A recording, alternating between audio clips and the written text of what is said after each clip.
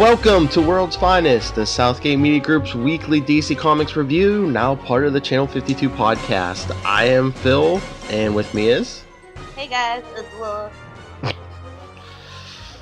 So what's up?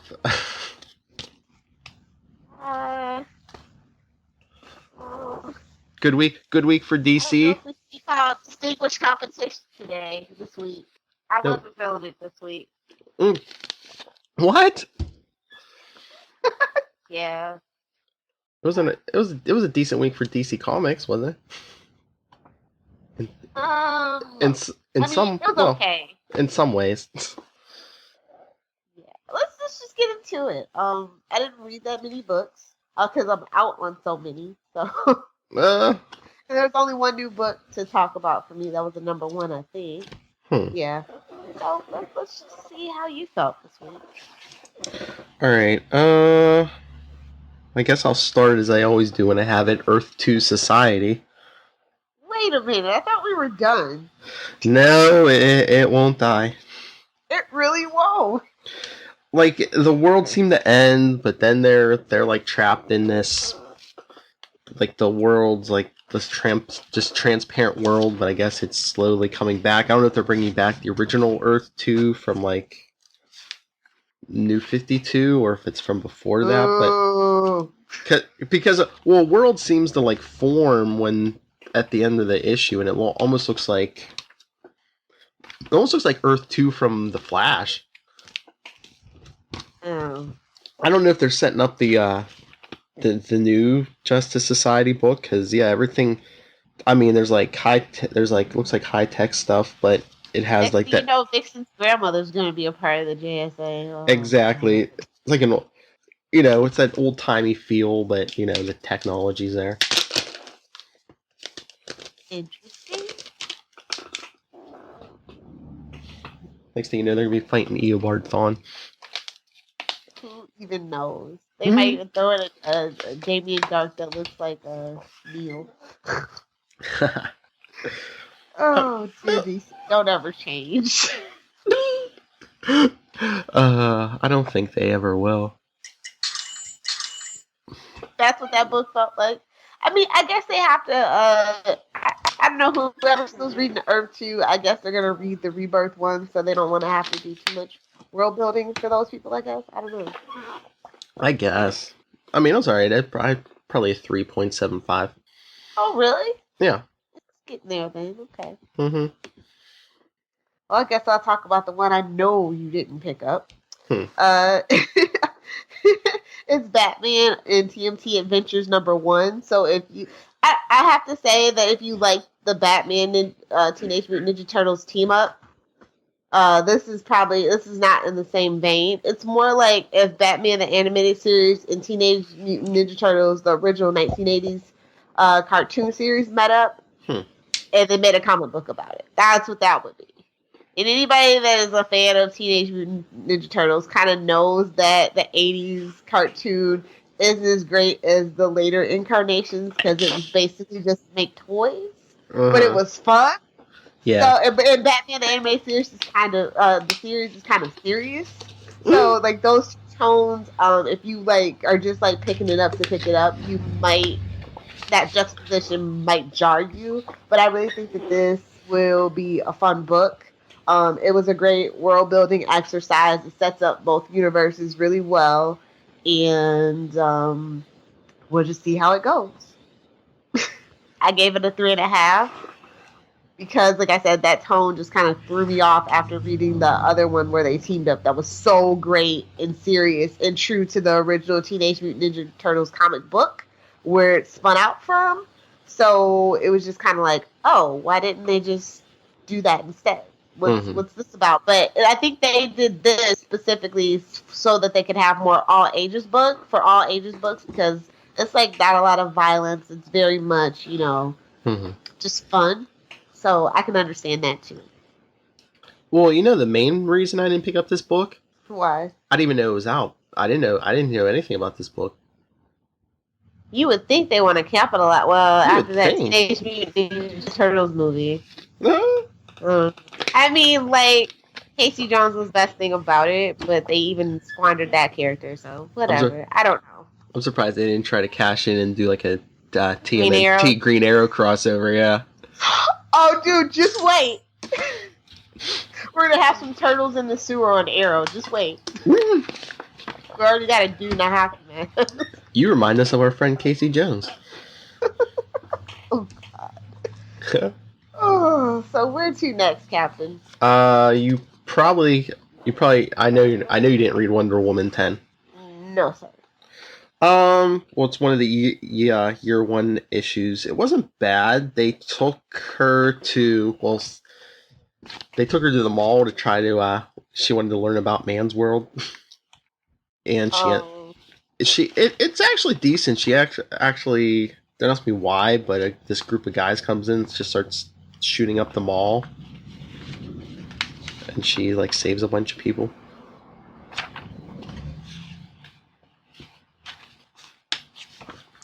But I mean, just bring back Wonder Woman 77. Oh, just make that the actual official book, and I'll be happy. Well, like I always say, the biggest problem I think with this book is like it just loses momentum, switching back and forth every issue. Was Trevor in it this week, or? Oh yeah. Was he shirtless? Yes. By the end. I knew it. By the end, I don't know. I think he made someone a tourniquet out of his shirt. So yeah, by the end of the issue, he had no shirt on. No, I heard that's like a thing. They were like, if you like Arrow season 1, where Stephen Amell's always taking off his shirt, this is the book for you. It's a comic book, people. It's not. I do like they kind of play that up with Trevor. That's kind of funny because it reminds me of like the 70s series. It was so that's something fun to be on the lookout for. But it's probably another 3.75. Okay. Something I know you didn't read, which everybody. Well, I don't know if everybody should be reading second semester. It's not quite. I'm just gonna be honest. It's not quite living up to the original. But then again, it's only the 3rd issue. I'm talking, of course, about Gotham Academy second semester number 3. So Max has ditched the Detectives Club for the Witch Club, it seems. That's the thing that we've been following in this first arc. The head of the Witch Club was revealed in this issue. I'm just hoping the art is great, the friendships are great, the characters are great, but this plot is getting on my nerves. So I hope the second arc is a little bit better. This is going to be like a 3.75 for me, actually, which I think is like the lowest I've ever given this book. But then again, I'm not talking about second semester. Well, yeah, we are talking about second semester. So, but like overall, it is like lowest grade I've given. And I just hope next month's issue is we're done with it. Well, we're not going to be done with this, but I hope it's a little bit better. Let's see. I know you didn't read Supergirl number 3. Nope. Cyborg Superman. Okay. Daddy's brought back Argo City as like mindless cyborgs. Oh, that sounds semi-interesting. And he can bring them back if he, I don't know, he needs Earth for something. So the human race is in trouble again. So yeah, most of this was just her fighting against her father. Okay. Daddy issues. All right. Yeah, I mean it wasn't bad, but yeah, that was mostly her interacting with her father. Probably 3.5. Okay. So haven't heard of 4 yet. Just saying. Oh. Nope. Where else? Where do you want to go? Oh, you probably didn't read Superwoman either. No, sir. Okay. Well, it kind of. It was like, hey, did you read Wonder Woman? No. Hey, did you read Supergirl? No. Hey, did you read Superwoman? No. You're a misogynist pig. I know.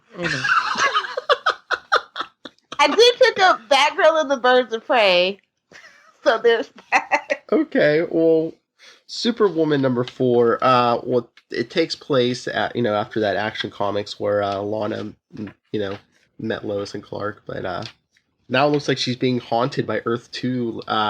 No, sorry, New 52 Lois Lane. Don't be like me. Learn the lesson.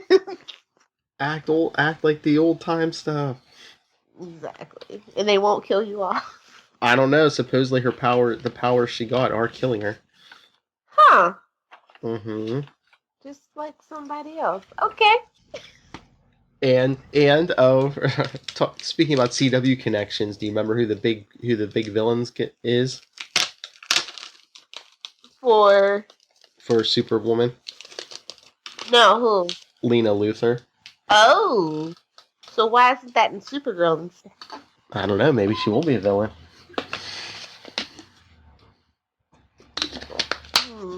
I don't. Now that does sound interesting. Yeah, she locked up her brother, so. I don't know if we should be putting Lex Luthor on the bench, but until we can decide what he wants to be, what they want him to be, I think he should be sidelined. But I miss your old Lex. I do. Yeah. All right. I'll break the streak. It's a 4. Okay. What makes it a 4 for you? I love the art, and I mean the stories. I'm enjoying the story. I mean they're doing like a lot of It feels like a 90s Superman book. Mm-hmm. Yeah, it feels like a pre-New 52 book, which I enjoy. Okay. Even I mean the Atomic Skull's been in this off and on, and wow. There was a riot. There was a riot at the prison, and you see this Savior. Remember him from the 90s? I do. That's digging deep. I like it though. Like they're not doing the Supergirl TV show, thing where it's Superman. You know what I mean? Like the Yes. really recognizable stuff. So. Again, she doesn't have a counterpart on TV, so they can kind of do what they want, I guess. Yeah, I think that's really what's making the difference with a lot of these books. Oh, and Bibbo. Really? Yeah. That's funny. That's what I'm saying. It feels like a 90s book. That's why I like it. I might. I'll catch it on the paperback trade. Yeah, I was gonna say, get the trade. So, tell us of Batgirl and the Birds of Prey. You didn't pick it up? No. Okay. That's okay. You're holding out all the other lady books. I can cover this one. So we're on the Who is Oracle Part 5 journey of our tale. Black Canary and Huntress are coming face to face with the new Oracle, and it's supposed to be this mystery that nobody saw coming, but it was totally telegraphed. That's all I'll say about that. But I think that the storytelling has gotten tighter. It was better plotted. It was a faster pace. The artwork, like the penciling seemed a little sloppy. I'm sorry, but the color, the inking and stuff like that was okay. It's like they're trying to go for that classic throwback Birds of Prey, but it just doesn't work with this particular artist's style of drawing, so it just kind of clashed. As a huge fan of Birds of Prey, I'm just like overly critical, and I apologize about that. But yeah, it's like a 3.5 for me. Like I don't know. I don't know what they can do for me. Come on, DC.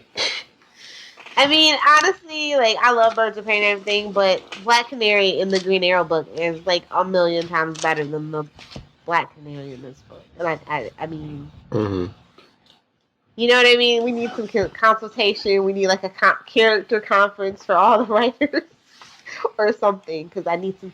I think that's what this book lacks, is the consistency of the characterizations from other books that I like. Well, that's what hurt the New 52, I think, more than anything, especially when they did that whole Casual Friday Superman, is he wasn't consistent between his own books. Yeah. So that's my only note about it. I mean, I'm gonna keep reading it Mm-hmm. because I kind of feel obligated since I dropped Batgirl in almost every other female book, female title. So it's just like, oh, hopefully it gets better.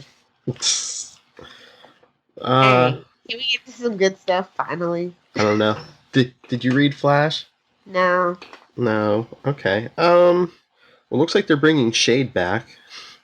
Huh? Who didn't see that coming?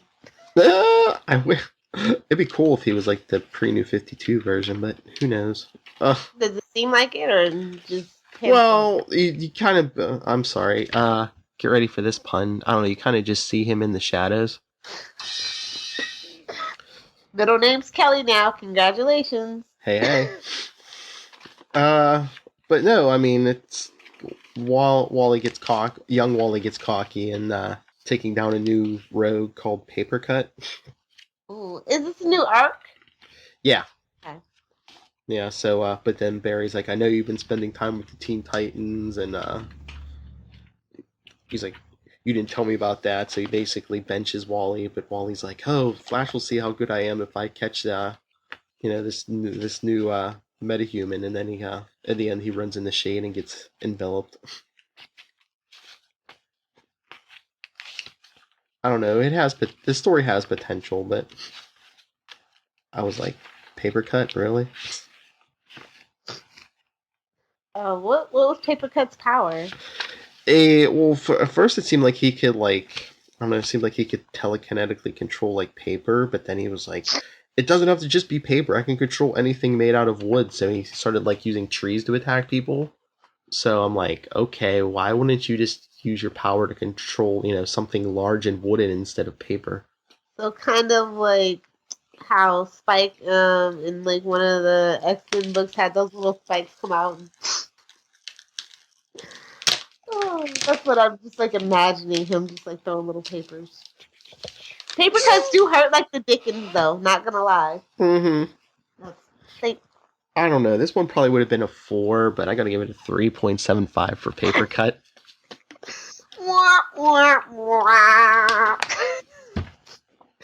we need that. We need Papercut on Arrow because we're all about the bottom bargain basement villains. We need Papercut on Arrow. Petition started. Yeah, put him on Arrow because don't give Cisco credit for that name. Oh. Oh, what's next? Did you read Hal Jordan? Yes, of course. Number 8. I can't believe it's 8 already. Mm-hmm. Well, every 2 weeks. I know, but it still seems like it's going by really fast. Because you like it. Yes, I think that's what it is. So we're at the start of a new arc, so if you haven't been reading this book, I think it's a good time to be reading it. But don't expect a lot of Hal Jordan. Yeah, that is the one thing. But that's okay, because that first arc really... You wait for the trade for that and see how great they did with Hal. Then I think they're going to focus on some other lanterns, obviously.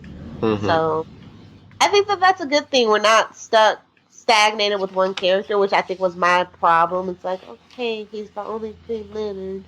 And then they brought in the other ones. But yeah, it was just kind of like, off-putting for a while. It's just like, oh, I'm kind of bored with him now. But I think that's going to be like just rotating maybe. Mm-hmm. Which is good. You don't, like I said, you don't get stuck. So what did you think of the villains? Our DC villains are always great. And I think Ethan really kicked it up a notch. I think that was with the visuals, but I thought the writing was pretty good too. So the plot wasn't too fast, it wasn't too slow, it was just right to set up the art. I like that. It actually left me wanting more, not like, okay, when it comes, it comes. I was like, okay, I'm interested. And these two villains, it's like, yeah, why wouldn't the Green Lantern Corps, encounter them eventually? Right? Mm-hmm. But yeah, this was a really good book. Should we ruin who it was?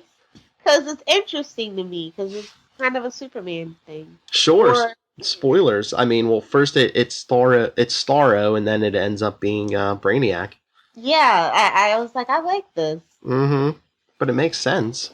Yeah, I like Brainiac. I don't know why we don't. Well, I think we were all Brainiac's welcome after a while and everything, but it's better than Darkseid to me. Mm-hmm.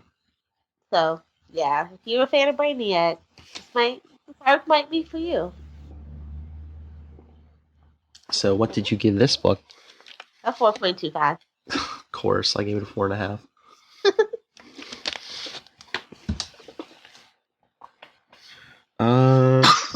Hmm. Oops, sorry. Okay.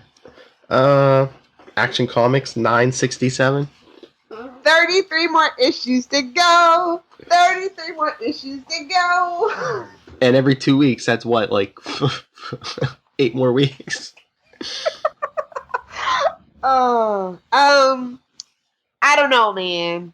I don't know about this minute. Where the S is not my favorite thing. And Godslayer, no, stop it. Yeah, that whole Lex trying to be Superman thing is wearing on me too. And can we finally get the definitive origin on this Clark? No, let's leave it a mystery. Let's have him be the new Joker. Yeah, but I mean, you know what's coming eventually. He's gonna get killed off, and Clark's gonna take his place. You're like, just get to it already. Yeah, because you know that's what they're doing. They just don't want to do the whole Lois and Clark thing at the same time. Yeah, exactly. But why not? Yeah, why not? Just one fell swoop. Woo! By the way, we have this secret marriage in this secret son. Oh, God. I don't know what I'm going to do. It's kind of like they're trying to make Lex Luthor like Magneto or something to me. Mm-hmm. Like, no, that's not what he's ever been about. For a while, I thought they were gonna like try to make him like the DC's like Tony Stark. Oh, Ah! I can't. Please just give me my good old evil, calculating, scheming, brilliant Lex Luthor back. He can keep the suit. Just take the S off it. Right? And be bad. Put it upside down. Me am Luthor. House of L in distress. I don't know. I did love the artwork. I won't lie. Oh yeah. But I just reject the premise every time. I just can't. I mean, it's still a good story, but I personally just reject the premise. No. I love the artwork, like I said though. So Yeah, it was really good, but it was a straight up 4 for me. yeah, same.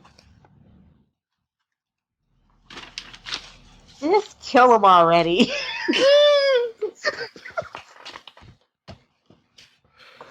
Oh, that's all I can say. Kill them all. Did you Nice little green kryptonite bullet to the head. Did you read All Star? Yes, I did. Poor thing. Did you? I hear that Duke is getting better though. So Yeah, Duke is getting better. tell me all about All Star Batman #4. Oh, I thought I was going to ask if you had read it. You didn't read it. No. Oh yeah, you gave up. I mean, I'll be back on the train. Well, Batman has speakers in his chest.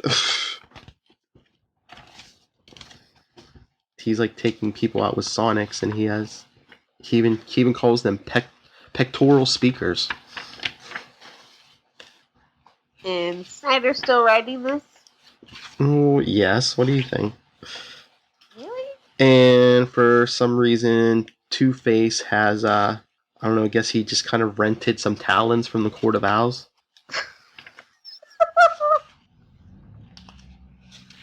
No, they're literally talons. Oh. He even says, nice of the Court of Owls to give me my own battalion. I thought you were being straight up sarcastic. No! That's what I thought you would think, but no, he literally got talons from the Court of Owls. Huh. Okay, that's weird.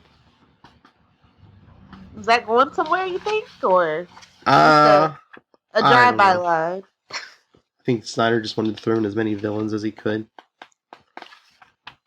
Oh, and we find out the secret Bruce Wayne and Harvey Dent had. They got a baby together? No, I wouldn't put it past And Snyder, it's but Duke? I wouldn't put it past Snyder, but no. When they were kids, they agreed to kill each other's like targets. Like Harvey said he would kill Joe Chill, and Bruce told him he would kill Harvey's abusive father. Okay, what is this? Set in the Gotham universe? Like, what? I don't know. You think they're trying to go the Gotham route? Wow, because that sounds like some Gotham nuts right there. Mm-hmm. That's interesting.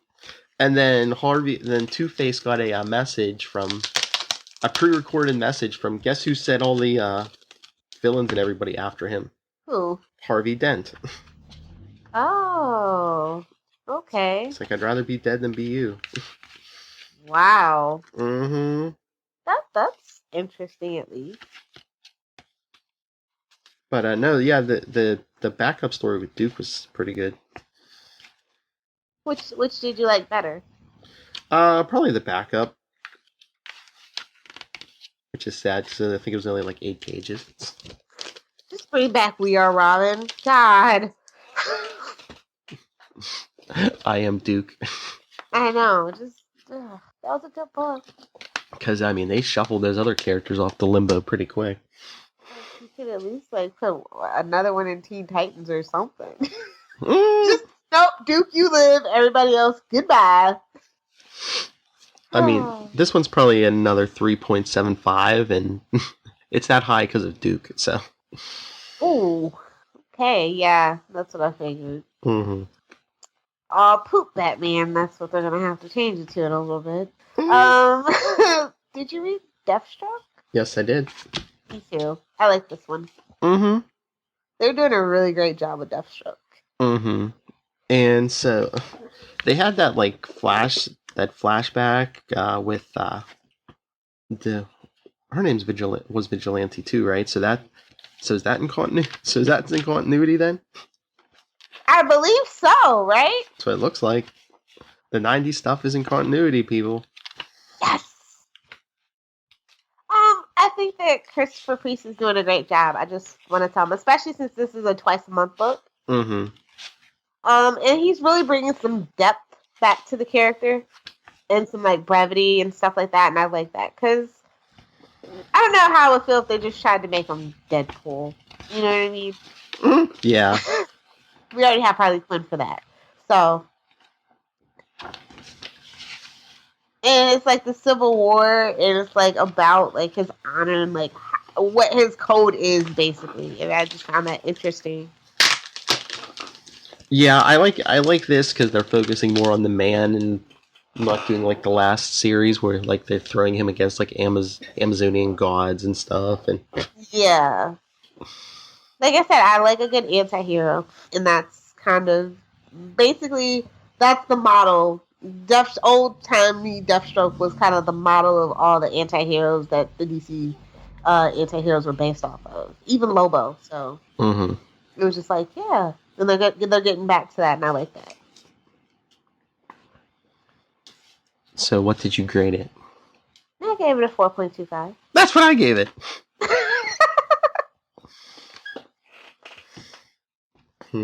Should we go to my pick of the week? Which would be Red Hood and the Outlaws. Mine too. Yeah. Yeah. Yep. Dark Trinity Part 4. Black Mask. I love what they did with Black Mask. So. This book, I mean, it's good. I expect quality every month or every issue, and it delivers. Because I know, right? Trust me, I'm all ready to poop all over this book, and I can't. It's good. I don't know how they did it, but they did it. The most random characters ever on a team together, and I like them better than our current Trinity lineup. That's crazy. Mm-hmm. The artwork is great. The characterizations are great. It always goes by so fast. And not complete flashbacks, but like when they have him thinking about Batman, the stuff works. It just works. Plus I hear every word Artemis says in Lilith Hellfire's voice. Oh God, I'm sorry. No. I just love the color palette for this book, by the way, too. Oh yeah. I never thought I'd like Bizarro, but I like Bizarro. Exactly. But that's a big part. Yeah, that was one of the things that I thought I was, I thought why I wasn't going to read this book. I was like, Bizarro, really? Yeah. But I think that's, like I said, my favorite thing about this book is, the Black Mask thing. And I just was like, what? What? Yes! I didn't know I wanted this. I think that's what this book is all about, giving you things that you never thought you wanted and making it work. But I think the other thing I like too is like I wanted like a Red Hood solo book, and like he's like the main focus of this book. It is a team book, but he gets like more attention than the other two.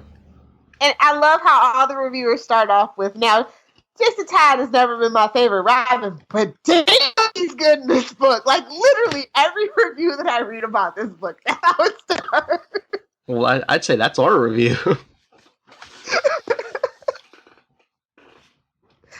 Oh, so yeah, that goes a long way with these writers and what they're capable of. So, Scott, keep it up. Dexter, keep it up with the artwork, and we'll keep giving you. I gave it a 5. Me too. It's our pick of the week. Well, like I said, some weeks it's never that doesn't mean anything. I know, but no, this book deserves it. It is good. If you're not reading it, it's not too late. It's only 4 issues in, so now's the time. Hey, I mean that's how good. I mean, I held out no hope for this book, and it's my. And I was just like, no, you need to read this though.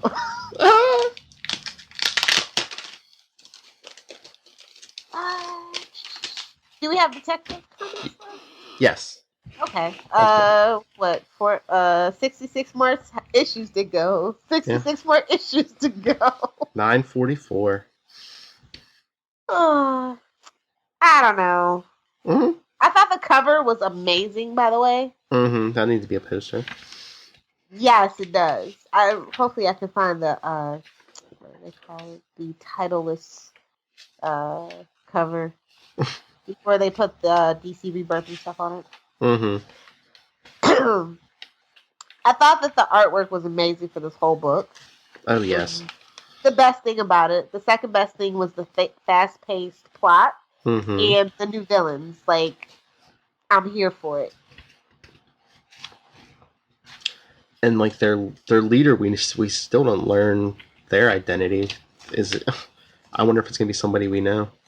Has to be somebody close to the fam, to the Batman. I think. I don't even have room for it, but I want that giant Batman meeting table. You need to get it by January, Phil. Oh yeah, with that big glowing bat in the middle of it. Yes. Meanwhile, in the Hall of Justice, with everyone's name on the back of the chairs. Oh yeah. That would be hilarious. Like I said, I don't even have room, but that'd be awesome. So I think this makes up for Monster Men, personally. Yeah. I mean, I don't think I even had as much problem as you with the Monster Men, but yeah, I mean, this is more grounded. It was just like, I don't know. Monster Men was okay, but it was just like way past, what Batman and his team should be fighting. And guess what we have back in the fold? Actual detective work. Yes. Detective Comics, get out of here. It's been a while. Mm-hmm. But yeah, this art is great. I could look at this all day. Definitely. So I'm back. I'm back to loving Detective Comics. This was a 4.25 for me. I'll give it a 4.5.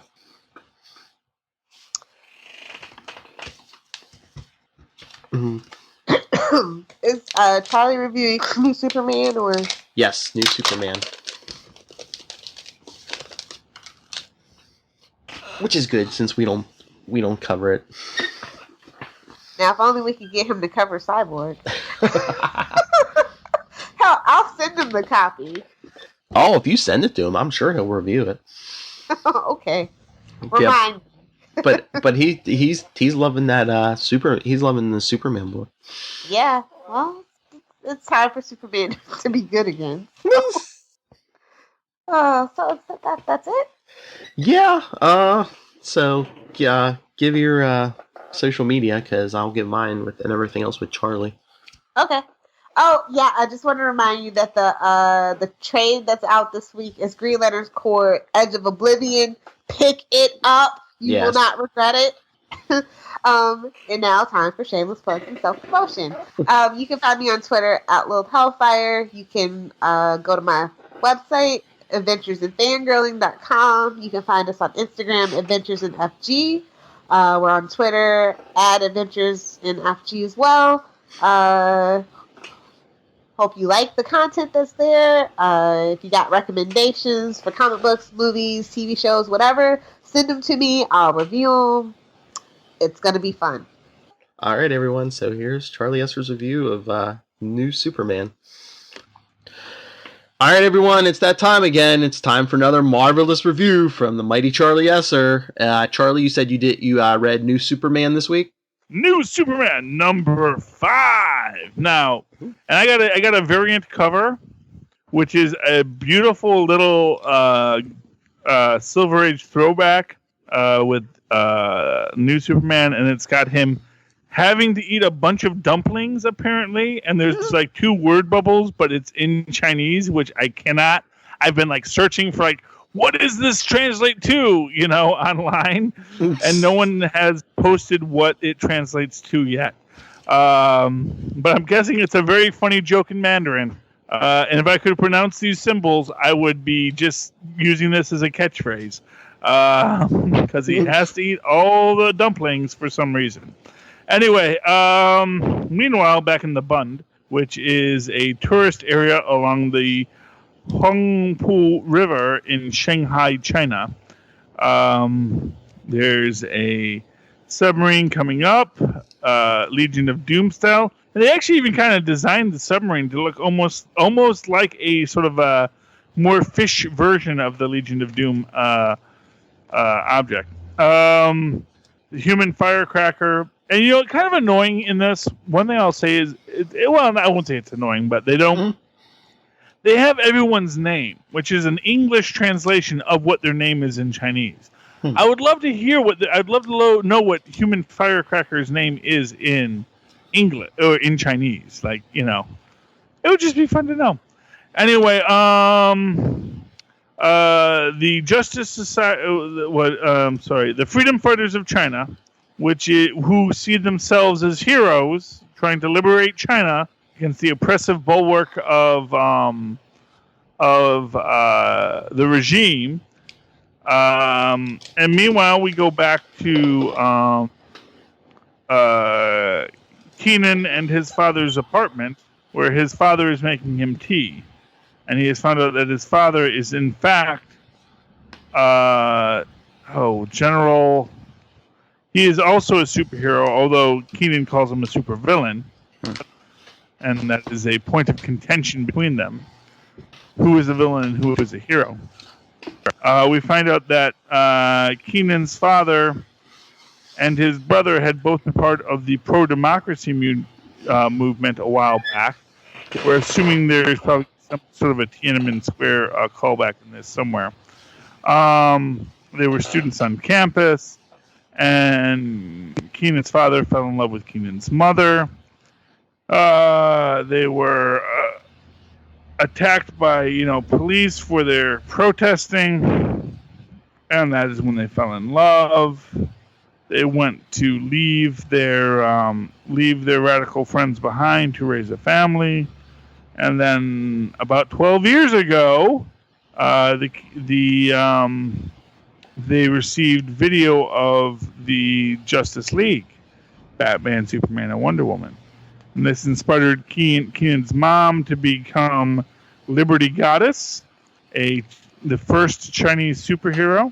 But she was killed, apparently, by the Ministry of Self-Reliance, the very ministry that Keenan now works for, which led Keenan's father to design weapons for all of the freedom fighters of China so that they could become superheroes themselves. Bum, bum, bum. Because if you punch tyranny long enough, it will eventually relent to democracy.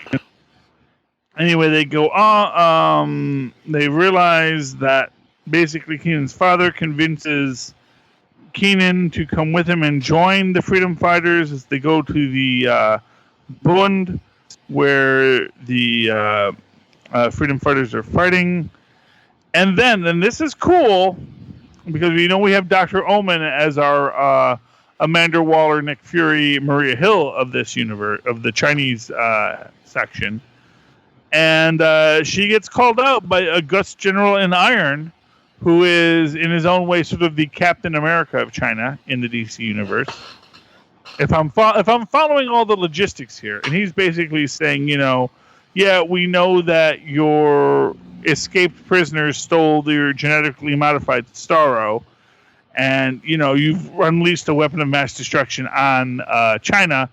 When we get to the battle between the cops and the freedom fighters of China, we get a great scene of Keenan lifting a police car in classic, Action Comics #1 fashion. So that's a lovely scene.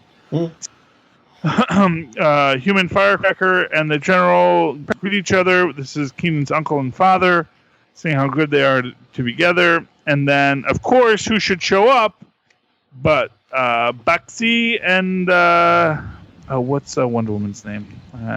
I'm not sure. But Chinese Wonder Woman and Batman. And they come to do battle, but of course they get hit with the genetically modified Starros, which now the Human Firecracker has taken control of, and so all people must bow to him. And then, Keenan says you can't just take over people's minds. That's wrong. And so they shoot him and throw him in the ocean.